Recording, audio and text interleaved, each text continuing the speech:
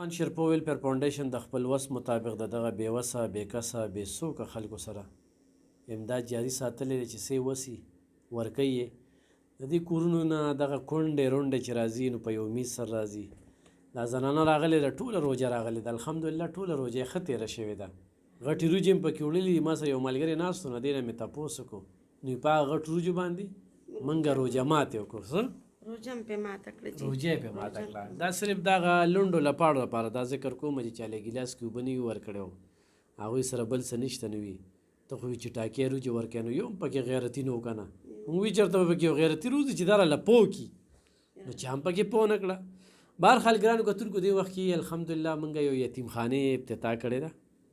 هغه ماشومان چې په مور باندې بوج وي، پلار یې وي نه، الف خان شیرپو د هغوی دپاره هر وخت تابعدار دی، خوراک څښاک او تعلیم. دې سره سره د دغه اختر په دغه شپو کې چې موږ کومې کپړې ورکړې، الحمدلله د الله پاک لاک لاک شکر دی. دا زنانه وي کور ناست وم سنون وي، بس سوچ مې وکړو چې راځه یو ځای ته خو لاړ شم، څه خو به روړم که نه، داسې ده. الحمدلله دلته رالم پرون اسمین کره نه غوړي نه خو هېڅ هم نو رالم. بچو مې دغه شان اختر هم تېر کړه، پخپله مې هم تېر کړه.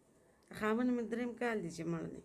څومره وخت نه راځې دلته؟ دلته را کال مې برابر شو. کال دې برابر شو، کال مې برابر هر څه درته میلاویږي؟ هر څه میلاویږي. خدای دې ژوند درکړي. دا ټول مسلمانان څوک د سره ښه کوي، الله دې هغوی سره مخ وکړه، تا سره خدای دې ژوند ډېر درکړي عزته سره. دا چې سره به لاړ دي د دې م الله ډېر ځواني نصیب کړي، خدای دې ورسره ښه وکړي. هر څه راله راغه کېږي، همینګه پې ټایم پاس شي.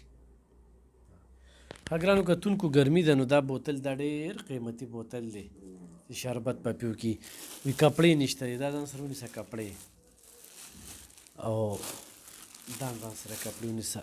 دا د زامنو له یو څه دا کپړې نوې کپړې دي. ښه دا ګرانو کتونکو دا ټیلپي د طرف نه موږ سره چې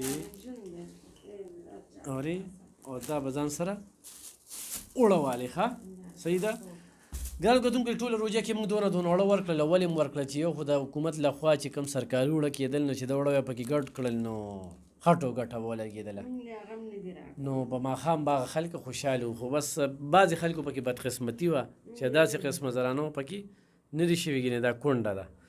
دغه د الف خان شیرپو ویلفیر فاونډیشن کار دی. انشاءالله دا کار به مخ په وړاندې بوځو، او تعلقات به د الله سره سمو. ښه د انسانانو سره نه چې دا ډېر ښه ډېر او ډېر زبردست، د دې نه هېڅ نه جوړېږي.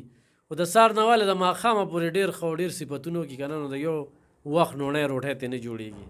قبر 2.5 ګزه ځای زما ستا بیل بیل دی، عمل به هم په کار راځي او کردار به هم پاتې کېږي. نو راځئ په خپل چم ګاونډ کې په دې سخت حالاتو کې چې دا کومه ګرانه ګراني ده د غریب او بېوسه خیال وساتئ. مننه. خوشحاله